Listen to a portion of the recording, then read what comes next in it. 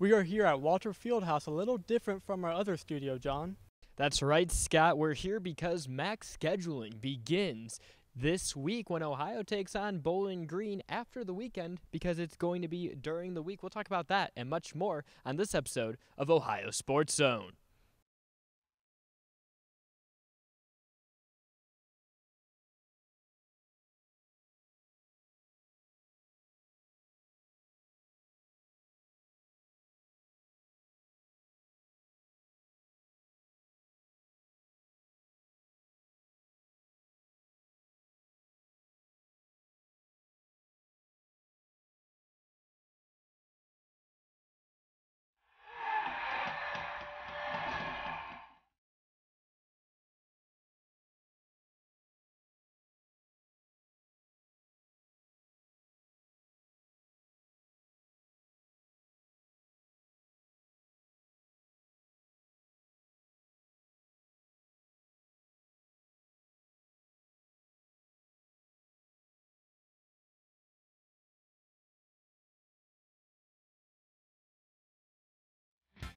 Hello and welcome into another episode of Ohio Sports Zone. I'm John Kosis alongside Scott McDonald. And Scott, this Ohio football team has not looked their best these past couple of weeks, particularly last week against a lowly Buffalo team.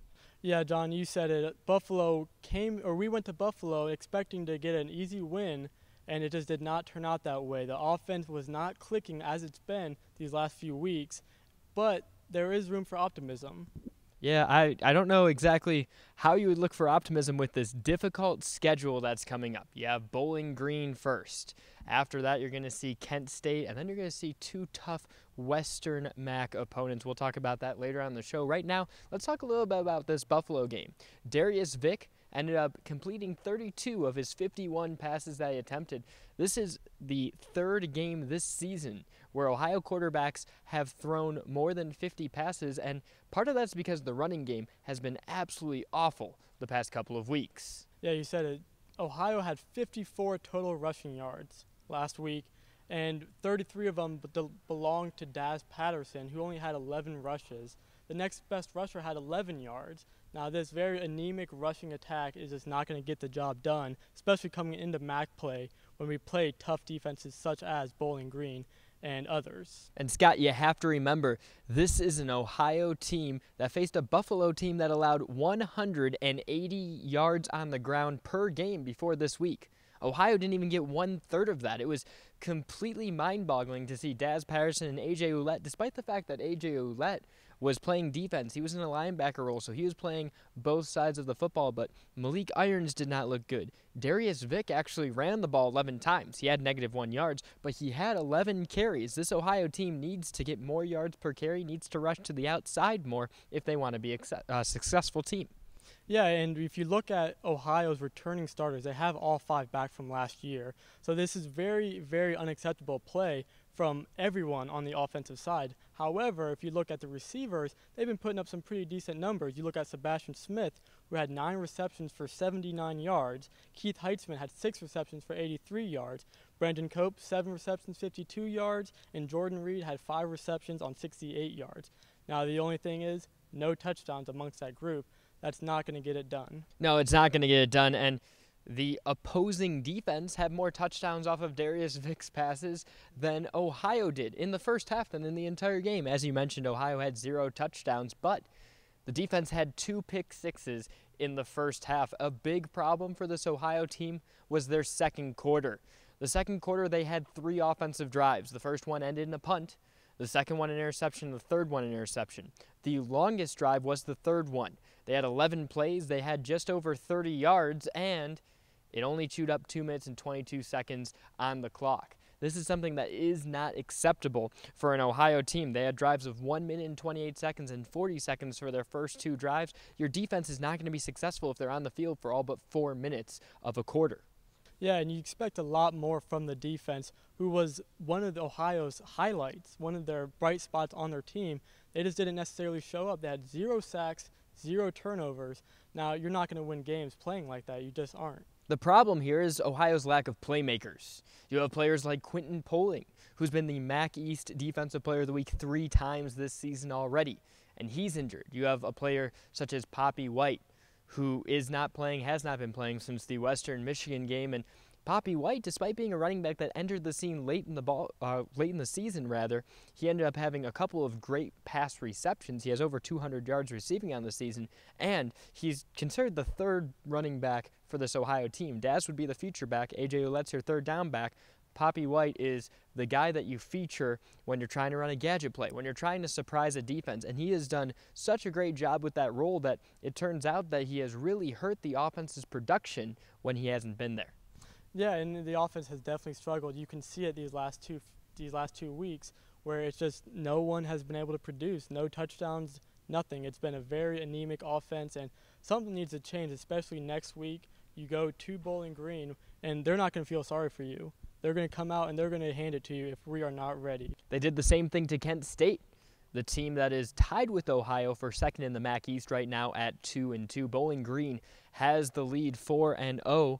Bowling Green's not uncatchable. As you mentioned, Ohio, if they would beat Bowling Green, would just be one game behind Bowling Green. They have a tough schedule. Once again, we'll talk about that later on in the broadcast today. But this Ohio team has been hit by a rash of injuries.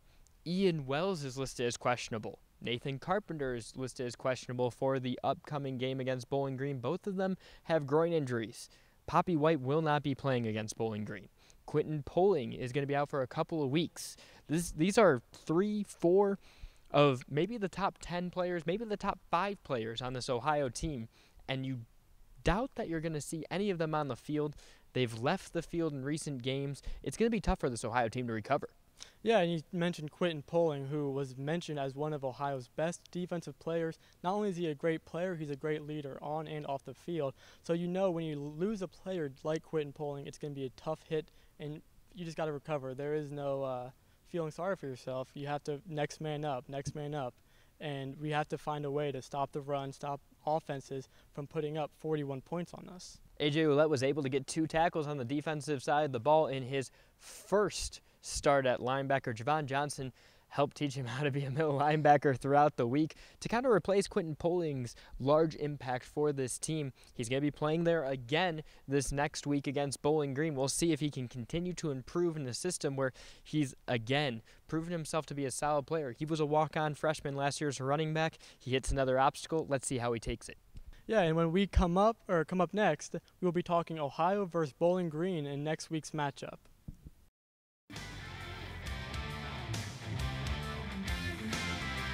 Hello and welcome back to Ohio Sports Zone. I'm John Kosas alongside Scott McDonald.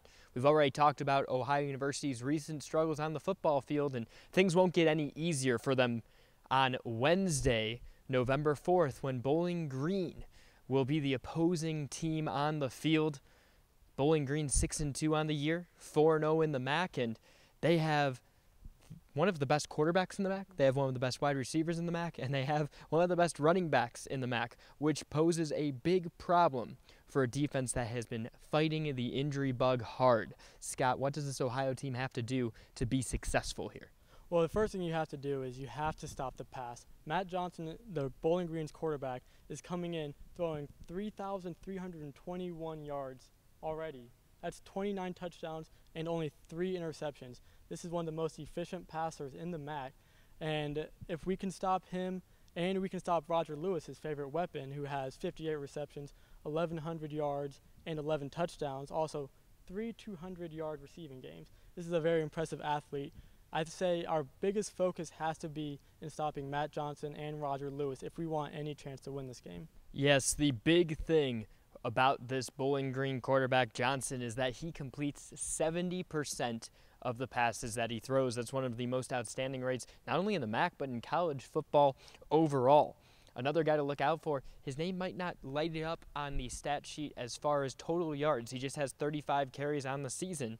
But Donovan Wilson has 7 touchdowns with those 35 carries. The feature back is Travis Green, who has just over 590 yards on the season. He also has 4 touchdowns. This is a dual-edged Bowling Green running game, and once again, with the ends and the linebacker issues that this Ohio defense has had, it's going to be tough to contain them. Yeah, and Ohio has had their problems on defense lately, especially these last 2 weeks, and Bowling Green's offense is averaging over almost 600 yards per game, 43 points per game, and they just have weapons all over the place. This is going to be a very tough matchup for Ohio.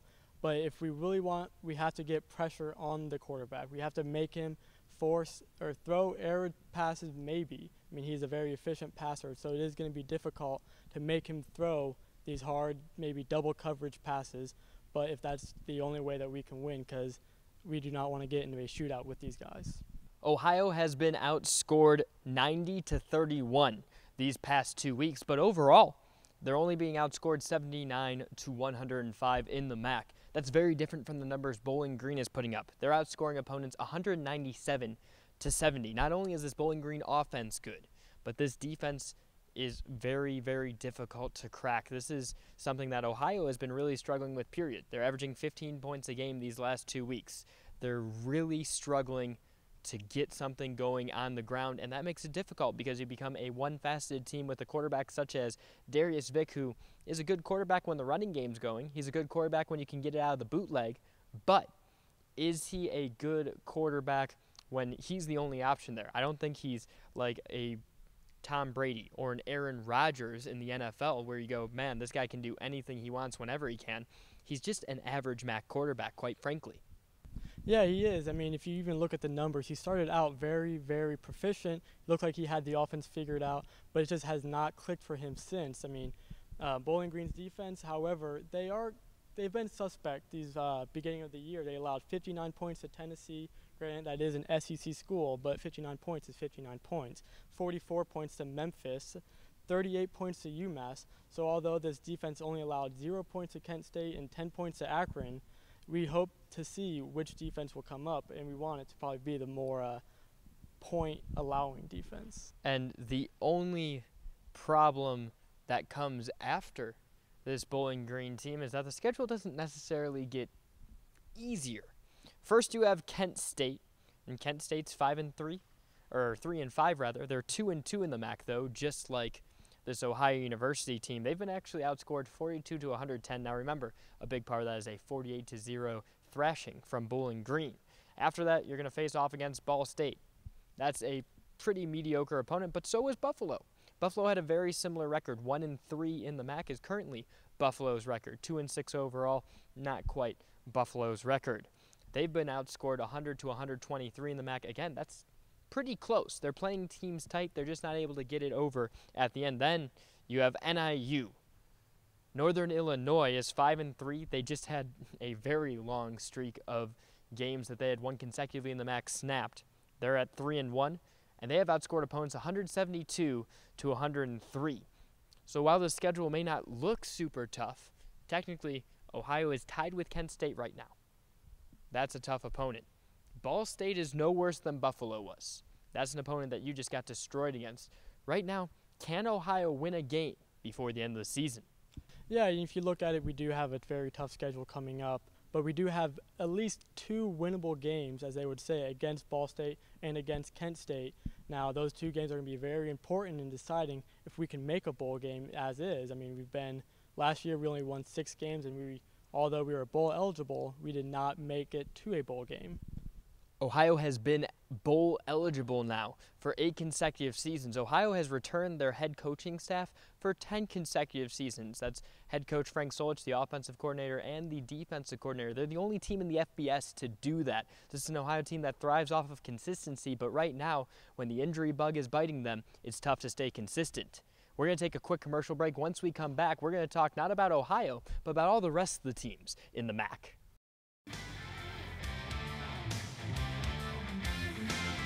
Hello and welcome back to Ohio Sports Zone. I'm John Coates alongside Scott McDonald, and we have fully detailed the past and the future of this Ohio Bobcats team. Now, Alex Utano is joining us, and we are going to talk about the rest of the MAC right now. The field is wide open, it seems, in the West between Toledo, Western Michigan, Central Michigan, and Northern Illinois, all of whom are within 1 game of each other, whereas in the East, Bowling Green's 4-0, Ohio is 2-2, and Kent State's 2-2. That one seems a little bit more controlled by Bowling Green. Alex, what do you see happening by the end of the season between these 2 conferences?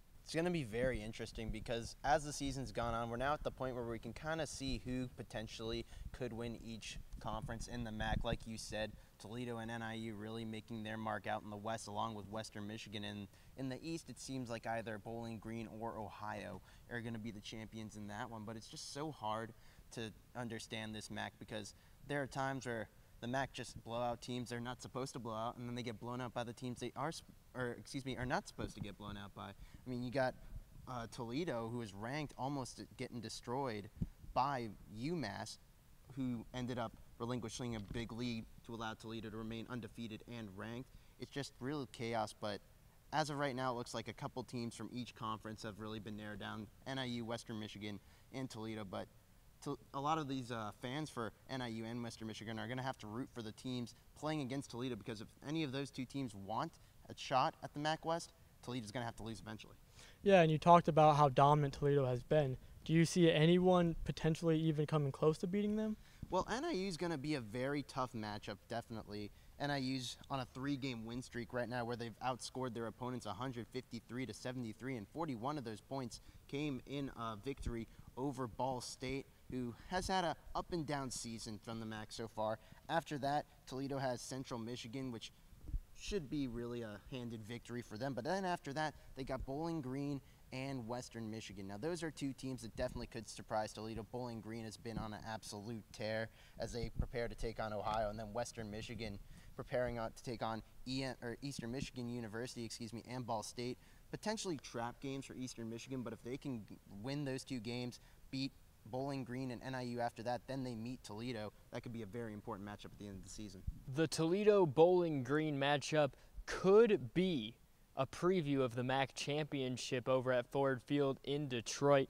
When you look at the two teams, initially you go, wow, Bowling Green's the best offensive team. They have 43.9 points per game. And then Toledo's the best defensive team in the MAC, averaging 16.3 points against per game. But something that you might not be noticing is that the number 2 offensive team in the MAC just so happens to be Toledo, averaging about 33 points per game. It's not the traditional best defense against best offense, let's see who wins. You have a multifaceted Toledo team that is extraordinarily talented on both sides of the ball, and then you have a Bowling Green team that really likes to run out of the play action. They really like to spread the ball, and then let's not forget that they can really gun it behind one of the best quarterback wide receiver combos in the MAC. Matt Johnson has been an absolutely outstanding quarterback for Bowling Green thus far. He has 3,321 passing yards for 29 touchdowns, only 3 interceptions. And then you bring up his top receiver, Roger Lewis, who has 1,122 passing yards in 58 receptions, as well as 11 touchdowns. It's absolutely outstanding from the Bowling Green perspective. But the Toledo offense, like you said, number 2, not bad by any means. They have their quarterback, Philip Eli, with 1,734 yards, as well as 15 touchdowns. 7 interceptions, though, does make me kind of wonder how long can this Toledo team really thrive when he's turning the ball over at such a high frequency.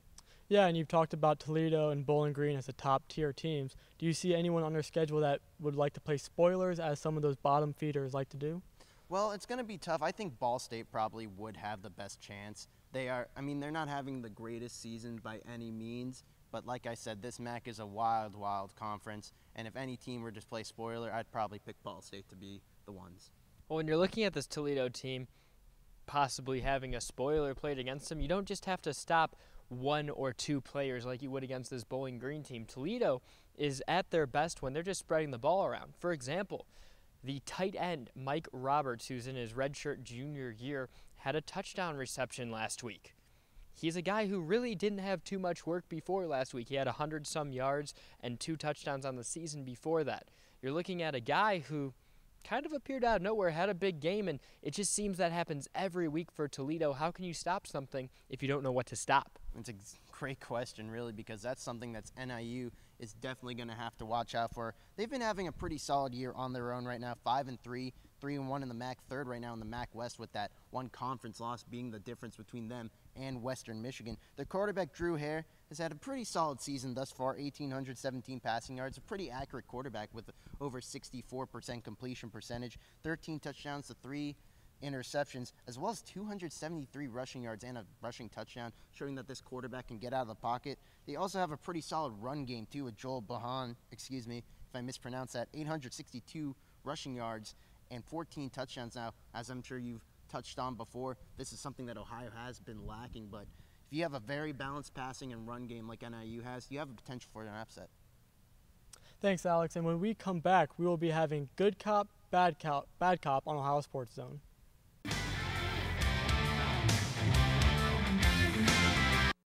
Welcome back to Ohio Sports Zone. We have a fun segment coming up. Good Cop, Mitchell Lyons, and Bad Cop, John Kosas. Mitchell, I'm going to start with you. Ohio has some injuries that it appears that it's going to be tough to recover from. Yep. Do you believe that they can do it? Yeah, they're definitely decimated with injuries right now, but I definitely believe that they can recover from these injuries. Let's take a look at their schedule coming up. You guys mentioned a couple of their games, Kent State, Ball State, and at Northern Illinois. Kent State has the second worst yards per play average at 4.2 in the entire country. With our defense being hurt, we can make up for it there. You look at Ball State, they have one win in the entire season, and that came against 1-6 Eastern Michigan, another very winnable game. And then Northern Illinois. Yes, they're always a contender, and yes, they've won 3 straight, but when you look at those 3 wins, it came against Ball State, Miami, and Eastern Michigan. Those are the bottom 3 teams in the entire MAC. Those are 3 winnable games coming up, and when you get Quentin Poling back, Ohio University the last 2 games have given up 590 yards rushing. Quentin Poling can definitely fix that. So, yes, they can definitely turn it around. Maybe Quentin Poling can fix the rushing game on the defensive side, but can he fix the rushing game on the offensive side? The Ohio University's feature back, that would be Daz Patterson, has only 335 yards this season. That's a problem. Another problem is to fix the passing game.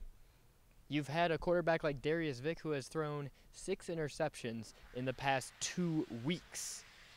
That's more interceptions than touchdowns for every single game other than the Miami game this year if you add them all up.